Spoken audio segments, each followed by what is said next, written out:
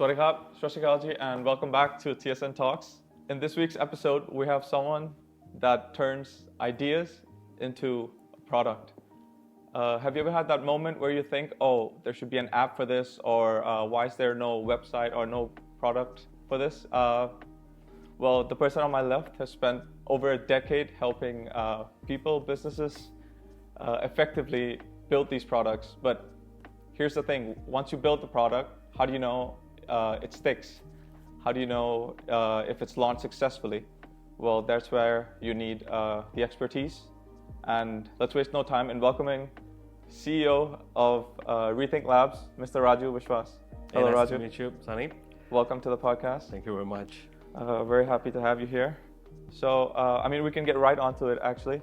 Can you give us a little bit of background about Rethink Lab, what it is, and the reason you started it? So I think I started Rethink Lab last 2 years back, and it's almost been running for last 2 years. To be honest, I began my career almost 20 years back now. Right. It's almost been 20 years that I've been doing this thing. I would say 2 years of my experience was I was working as a software engineer, where most of the time I was working with startup, a very new product, building it from scratch. And then I did get the opportunity to work with a lot of agencies where I worked with multiple products. And I think I was always more towards like working with products and always connected with founders because they were the one giving us the ideas and I was the one building those out. And I think last 8 years back, I came to Bangkok. I came here as a software engineer, but then soon I realized that it's almost been 12 years and I need to like start changing stuff a bit. So I decided to move to product management, I would say experience. I learned a lot. I worked in Nimble, which was also like an agency. So over there also I worked with founders, so I get to go more good experience. And then I moved to Central, where I was the head of product for their Central app, as well as there are multiple different business units that they have. Right. And like last 2 years back, I think I realized, I've been doing this development and product manager for last almost like 15-20 years, like 16 years then. Right. And then I realized, it's time to start my own. And with the Bangkok environment, I think I love the way that you have a huge community over here in Bangkok, and if you know one person, you know 10 people, right? So that's how it is in Bangkok. So I realized that, and the one thing that I noticed in the last 8 years or like 6 years, 2 years back, is that not many startups are able to survive in Bangkok. And there can be multiple reasons what's happening and what's struggling, but we don't even see a lot more product starting, right? Yes, I understand like they failed, they might go out.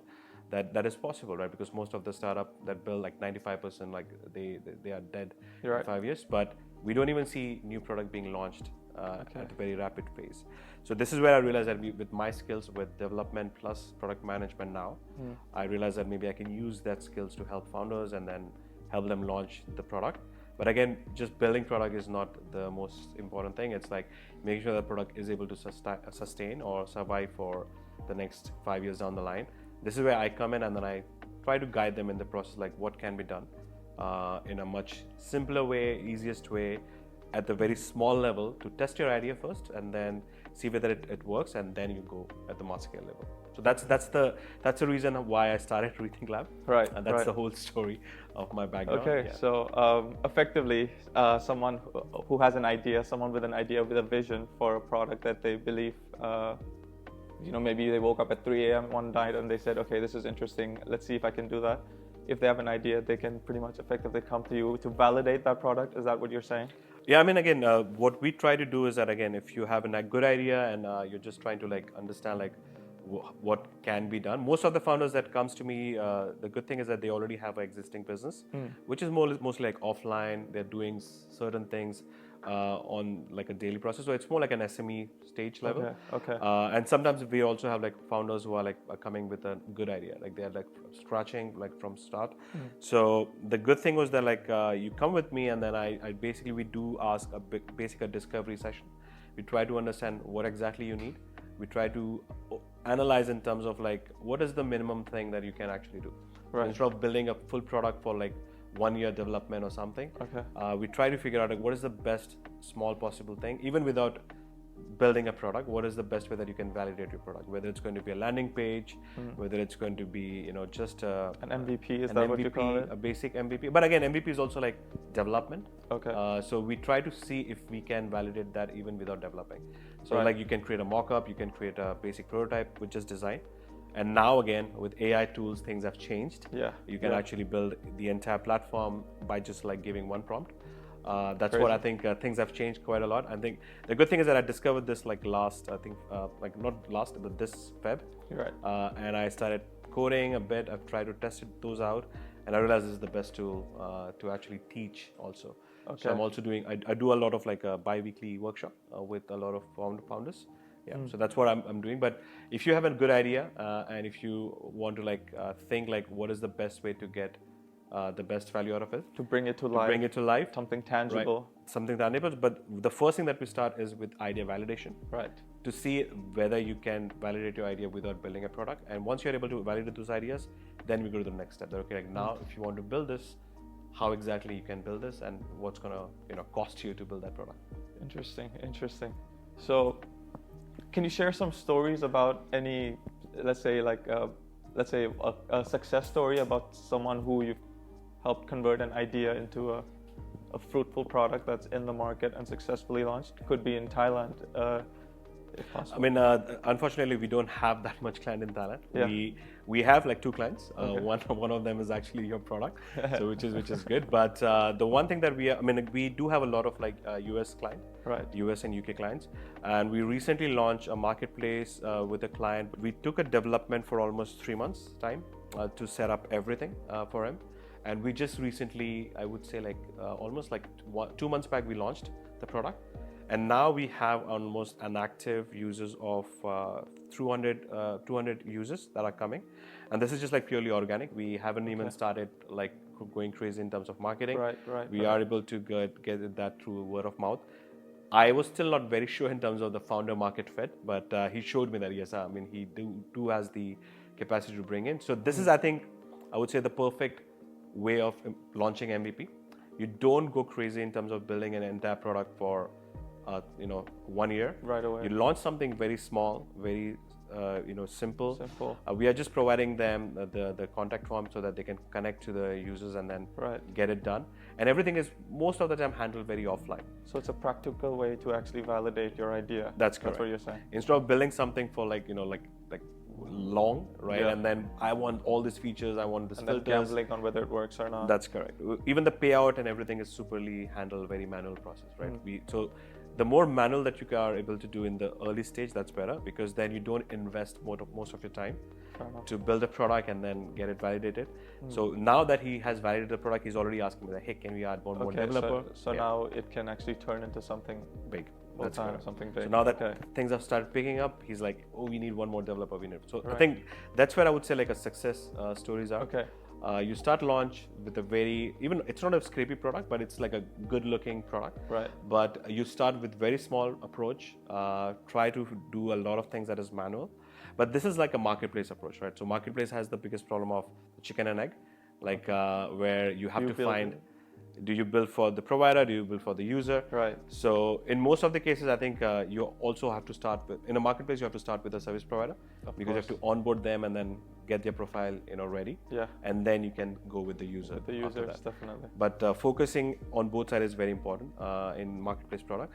But we usually prefer to work with like one-sided product. That's what I also push like to the founders, that stick with one user, stick with one problem, and then try to solve that problem. Fix one thing first. Yes. And then you start improving that or adding more feature in an iterative approach, not like just like interesting one at a time. Yeah. Okay, so that was kind of like the product journey, you could say, about validating an idea, building an MVP, testing to see if it works, and then adding on to it. That's correct. Which is interesting. Okay, cool. So now that we have that underway, let's talk a little bit more about AI and the impact this has had on, you could say like product launches, you could say development, or even like people going out and what we call vibe coding nowadays, right? Trying to see if they can build something on platforms like Lovable or Bolt. So what are your thoughts on this? And let's say like, has this had an impact on your business, or has it positively or negatively? If yes, how? For me, this has this has been a huge impact. Okay. And it's positive impact. It has done is that the biggest challenge of any software development company is the client, right? They are not able to communicate their ideas in a much better way. Yes. They will they will under communicate. They don't even know what they want. Right. They are not able to visualize their idea, right? But with all these tools now, with Bolt, with Lovable, I think the good thing is that you can just now go and prompt anything that you want. Yeah. And it is able to give you a certain thing that, hey, is this something that you want? Like bare bones idea. Bare bone and again, to be honest, now it's not even bare bone anymore. You can actually build a full-fledged platform or website. And that's what we have done. We have done a lot of, and I also, as I said, I do take a lot of workshops for all these founders. I'm teaching them on a bi-weekly basis. So we have seen people converting smallest prompt, and we do give them a guide in terms of how the prompt should be, so that they can get the most out of it in the first prompt, right? Because all these tools, they do have a free package. So as I said, with all these tools, generating or building an idea has become much more easier. But again, there is still the nightmare of the back end, right? Of course. So the front end is definitely the most easiest way. But this is where once you are able to visualize the problem, visualize your problem and show them to the world that this is how it's going to look like. Yeah. As a developer, now I'm able to easily assess what exactly you need, and I'm able to break it down in terms of so how much time it's going to take. A lot more clarity now. A lot more clarity. So all these tools have just bring in a bit more clarity from founder to developers, from founder to designer. Right. Because to be honest, sometimes you may not want to the plain design. You can use that for your MVP, launch it, see how you can grow this, and once you start getting those traction, that's when you know that now maybe I want to have much more improved UX, UI. Okay. That's when you can approach your designer. Okay. That's the idea. So again, as I said, AI tool is definitely gonna help a lot of these, dreamers. Yeah. To say that. Convert into build an actual product, at least a prototyping one. And then if they really want to take a bit further, then they can learn a bit of backend. Which is also most of the people are using Supabase, which is because most of these AI tools are now connected with Supabase. Right. Firebase also has their own Firebase Studio, which has the entire different approach that they have, which you can build your mobile app, you can build everything, website just with that one product. And Firebase, since it's a Google product, you already get a lot of features that is there. But again, as a starter, if you really want to start, my recommendation would be to start with Lovable first. Okay. Because it's a very simple entry-level, I would say, application tool to start. And then once you migrate from there, maybe use Bolt to make a mobile app. And then once you're now I'm more ready, then you can probably go to Firebase. There's also Replit, which is another tool, which also has tools, Bolt. right? Yeah, there's a lot of tools now. And the good thing is that since we are in that early stage, we get a lot of free tokens, free credits. Okay. Use those to your advantage. Okay. Because I believe that once, probably after 2 years down the line, everything will be minimum $200, $300. Okay. For sure. Wow. So it's still 20 now. Right now, that's still 20. Yeah. They might still keep that entry level pricing, right, so that it tempt you. Yeah. But they will reduce the credit, right? The credit. Because I've had Lovable that I use, and I think I get $20. I think you can only get 100 credits. Okay. It get finished in 2-3 days max. Because if you spend a dedicated, if you actually spend time prompting, it's gone. It eats up fast, right? You eat fast. So you're gonna end up spending at least I would say $100 on an average if you're very serious in terms of building something product. Yeah. With AI tools, I would say you can still build a full-fledged app, right? Not saying that you can only build prototyping. You can still build a full-fledged app as long as you want to put in that time to learn and understand. There's also a risk that comes in for a non-technical founder because they don't know what code is being generated. Exactly. So for people that are not technical at all, right, they might not even know front end, back end, or they just think, okay, this is interesting to me. Why is there no such product? But for a very non-technical person, how would you recommend they to get started? I mean, I would still say that for a non-technical person, the first thing is to convert your dreams into into a working prototype, right?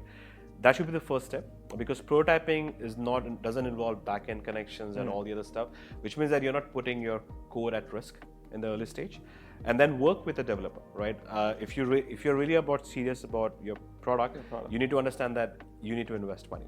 It can't be like, oh, I'm just going to build something and I'm going to relax. Yeah. But if you don't want to spend money, then take your time to learn Superbase, which is a very easier backend to learn. Right. Because in the end, once you know how to use database and connect that with your website, you are kind of in a way almost there. Okay. Right? Because most of the application that is there is something called as CRUD, C-R-U-D, Okay. which is create, retrieve, update, and delete.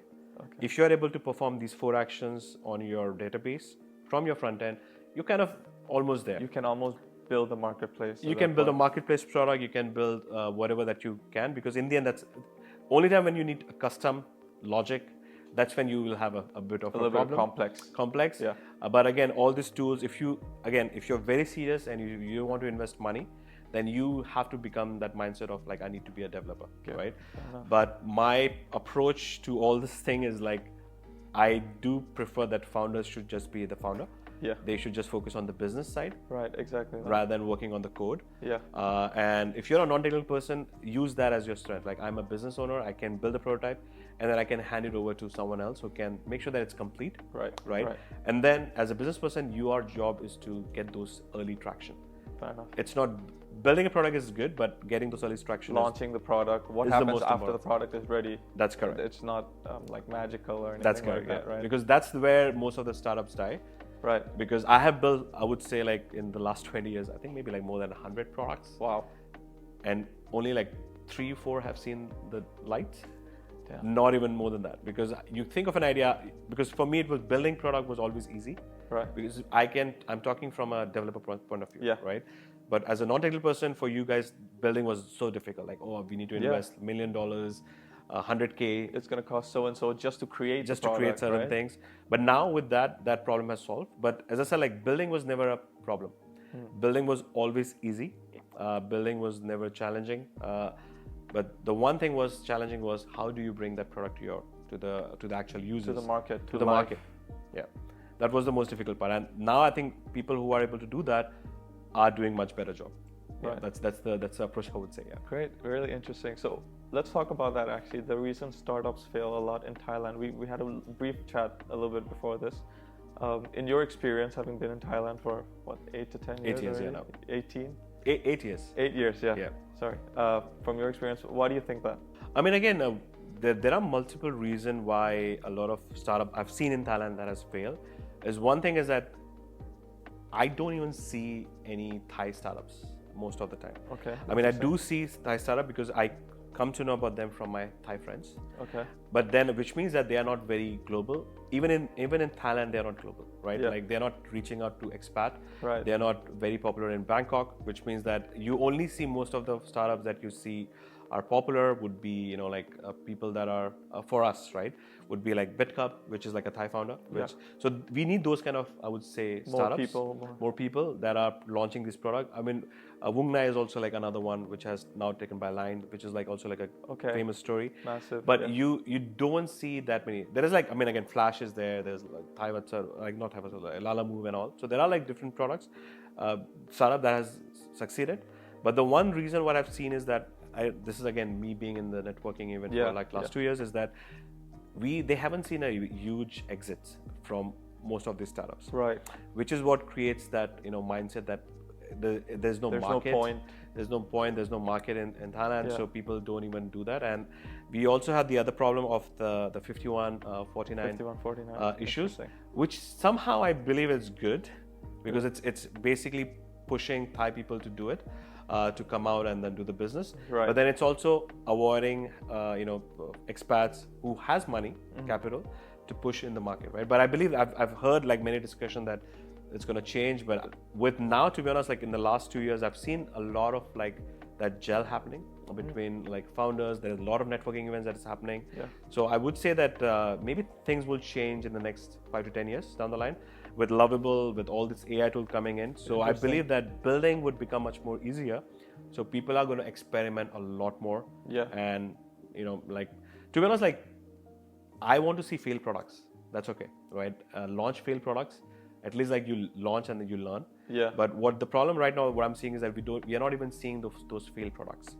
Okay. So we want to see products that launch. You want to see people try actually? Try at least because trial and error, there's never a problem. You learn and then Exactly you move to the next one, right? But right now, the one thing that we are not even seeing is those trial that's happening. And I believe that if I see what happened in India like 10, 15 years back, right, they were also, I mean, again, we were also like not like, we were just like outsourcing country like this, like 10, 15 years that's back. what we were known for. There was a series called Outsource. Right, so we only had all those like call centers, and then everyone was outsourcing to India for development because the developers in India were very cheap, and they were very good, but we were also like very cheap.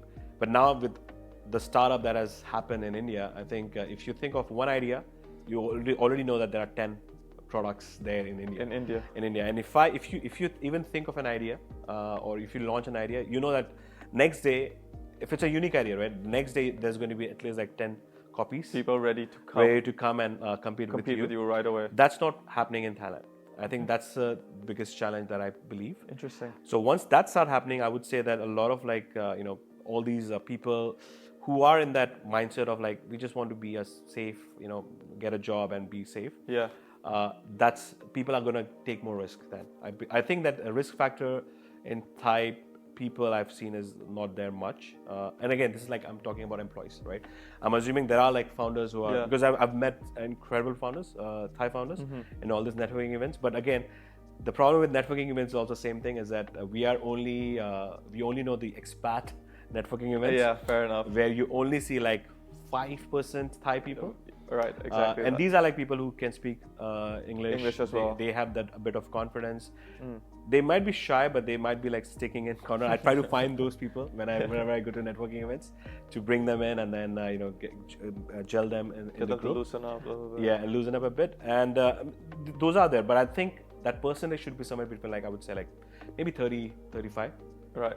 That's when you will start seeing that I would say gel between those expat and Thai founders, maybe. And again, I think even a lot of like foreigners, they don't immediately come and work with any Thai partners, right? Because there's also that risk that someone is going to own the 51%. Yeah. Right. Inherently. And then doing the BOI is also like a long process, 7 to 8 months that takes. So that also like creates that roadblock, and then they just like set up a company in Singapore and then just like manage everything outside. Right. And now with DTV, to be honest, it has given the option to even live in Thailand. So maybe DTV was not a good move. I'm not sure like that might be a good thing or not. But people are now able to set up company outside and then just like live here. But maybe with the ease of that BOI process, and if that can be fast tracked, maybe that might help to see a lot more things. And again, this is not a problem with like just like Thai. I think it's a Southeast Asia problem, because every country has a different language.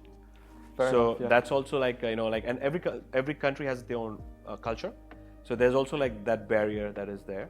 So I believe that if you are targeting, if you want to launch a product, my advice would be to like maybe like target like overall Southeast Asia, because Thailand market may be small and maybe again it's very like Thai language thing. But if you target like Southeast Asia, which also has Singapore and all the other stuff, Singapore, Indonesia, Philippines also a very big market. Malaysia is also a very big market. As well, yes. So if you are able to think in those level, a bigger scale, and if you build your product in that scale level, then I would say that the success might increase a lot more. Right. But again, I'm sure this is just like me talking. People probably have already tried them, and they may have failed, right? So I think even learning from those experiences, I think might be useful. But as I said, like we are not even seeing those failed startup in the crazy amount. I think once we start seeing those a lot more in Thailand, people will be interested in taking the risk and then fail, and then somehow from those failed startups, someone might succeed, right? So that's what we need. Yeah. But of course, with Lovable and all these things, it's become a lot easier for even people with rough drafts or something that they visualize in their head to be able to get a live review of what they envisioned, what it would look like in real life, right? So perhaps that could drive a little bit more of a change to a more founder's mindset for a lot of people. That is true, but again, it was never, as I said, like it was never about building the product. Right? Because for non-technical people. For non-technical people, I mean, again, even if it's a non-technical person, like building a product, as I said, like was never like difficult or barrier. It was always like, how do you take the product? It's a distribution. That's the thing, right? Yeah. How are you able to distribute this product to your user, right? Some I've seen a lot of founders who are very shy to like outreach Reach to all out these people. and build in public what they Build call in public. nowadays. That's something that I'm also like pushing a lot Yeah. of founders to do, so that they are able to at least like launch it even without launching the product, right? So Exactly. you show them Soft launch it. a soft launch it. Yeah. Try to take that risk. A lot of people are scared that, oh, my idea will be stolen. Yeah. But then all the ideas will be stolen once they are launched. Right. So eventually it will eventually, be unless like you're building something very like, I mean, if ChatGPT was like something very big, that was the first, I would say, in the market. But I'm assuming that there were already like some. Exactly. It's not a paradigm shift of any sort. Right. And then you have all the different tools like Gemini came and all the other stuff came. So, I mean, again, your idea won't be unique once it's launched. So the best way that you can do is that you build your community. So that is what I think now the next thing is, right? So Find your audience. Find your audience. How do you connect with your audience? I think that's where always the skill was, right? So if you're able to get that stage sooner, to be honest, this is like you can even build that stage before even building a product, right? So I have this idea, would you be interested? You get them buy-in, right? You check, you get them in, you build your audience, you build your, I would say, checklist, or like not a checklist, like a waiting list, right? That we're going to launch, and then you keep your waiting list people engaged, right? That, hey, this month we have done this, we're going to launch soon, we're going to launch soon. So that build that, say curiosity. And then once it's launched, then you already have some audience that is there. Ready to use the product, to test try. and to give the feedback. Yeah. Exactly. Yeah. Interesting. That also allows like the people who are your first users to feel like they're really involved with the business. That's true. Perhaps you can build with your audience in mind, which inherently allows you to build a better product, right? That's correct. I think a lot of people don't even know who they're building for a lot of times. Would you agree to that? That's true, because 99% of the founders are building for themselves, right? They're not building it for like a market. They're just, I have this idea, I want to build it for me, right? And then they build it, then they try to go to the market like, we don't need this product. We have all these different tools that is there. Easier to use. It's already in the market. They have 100 features. You only have this one feature. Why would I care, right? So the ideal approach would have been that you have an idea, you document that, you probably just create a presentation. You don't even need to do anything else. You then go to the market. You try to talk to them that, hey, you know what, we're launching this. These are the key features that's going to be there. I'm assuming that you already have a product. Would you mind to test out a product, right? We'll give it probably like for free for 6 months, right? For trial and error. And we want to build this for your business, right? Because most of the product that is built is always common products, right? Because they want to satisfy all the different things. Yeah. So if you are like a B2B platform, right? If you're a business like a hotel, right? I want to build something for a hotel. I'm assuming they have like 10 different software platforms that they're using. Yeah. There's no integration between all this system, right? For every use case, they have different platform. So you can probably approach hotels like, hey, what would make your life easier, right? Would it be just like a platform that integrates everything? Would it be one platform that has all the features? What's going to be the use case, right? So you talk to them, you get those information from them, and then you build it for them, right? And once you have that, then you know that if they have a problem, I'm sure that all the other people are going to have a problem also, right? I mean, again, you don't build the product first. You find the problem. Find the problem. Pain point. It could be a product that's already in the market. That's true, right? If there's something to be fixed, there's something to be fixed. That's correct. And then again, you talk to multiple people. You get at least like a good amount of people to say that yes, it's a good problem to solve, and we would be interested. So now that you know that there is a market, and you have defined the problem very well. Now I can go ahead and start building the product, right? So again, you can still start with just prototyping with Lovable, right? You can just show them that, hey, how about this? What if like we have these features, right? Is this something that you want? Like, this is exactly what I want. Perfect. Like an outlook of how an outlook, and then you go to the development, which is like integrating the backend and all the other stuff. Then do a soft launch, and then once everything is ready, then you're good to go. You already have a users that is there waiting for the product. You just marry the user with the product. That's correct. And effectively, you have a startup. That's true. Right. That's so. the approach. I mean, hopefully, we've walked people through how to kind of build a product today, which is a really fascinating conversation.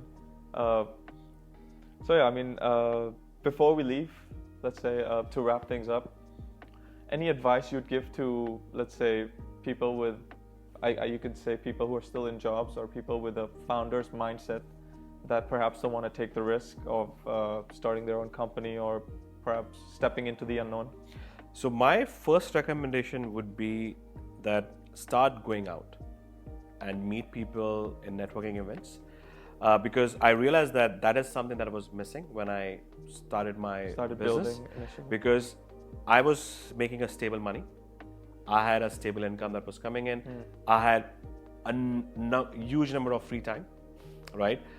But we don't see that once you are like you're comfortable. Once you're comfortable, once you're working, right?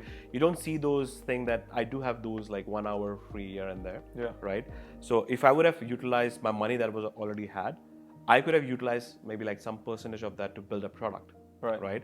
But the main thing I would recommend to a lot of this like founder mindset, because there are many, right? Like there's many, like just go out, start talking to people, start meeting people, because you don't know where the opportunity is, right? And if you're gonna just sit around, think that I'm just gonna build something small and launch it, it will be success. It's not gonna work, because you will eventually talk yourself out of it, right? And exactly, that most of the time that would happen. So my recommendation is to just go out, meet people, and find those opportunity by talking to people. And the main thing that you need is that, like, yes, I mean, with Lovable and all the other tools, people can build a one man company, right? But it's very difficult to scale, because then everything is on you.